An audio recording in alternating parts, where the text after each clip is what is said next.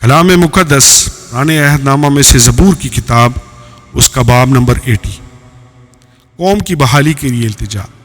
آئی اسرائیل کے چھپان، تو جو گلہ کی مانند یوسف کو لے چلتا ہے کان لگا، تو جو کروبیوں پر بیٹھا ہے جلوہ گر ہو۔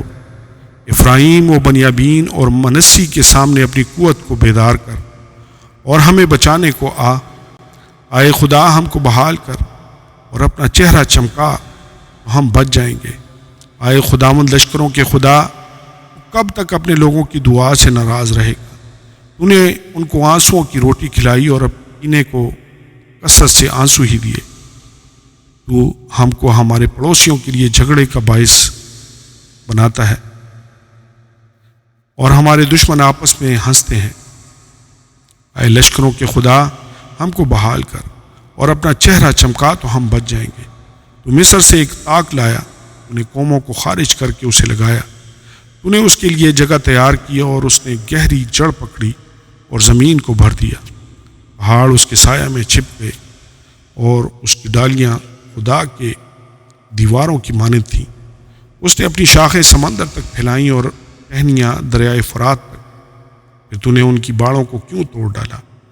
یہ سب آنے جانے والے اس کا پھل توڑتے ہیں۔ جنگلی سوری اسے برباد کرتا ہے، اور جنگلی جانور اسے کھا جاتے ہیں۔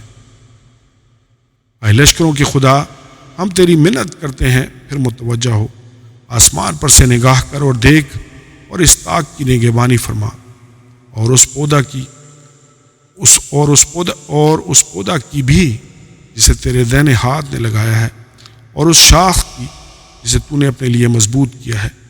یہ آگ سے جلی ہوئی ہے، یہ کٹی پڑی ہے، وہ تیرے منہ کی جھڑکی سے ہلاک ہو جاتے ہیں۔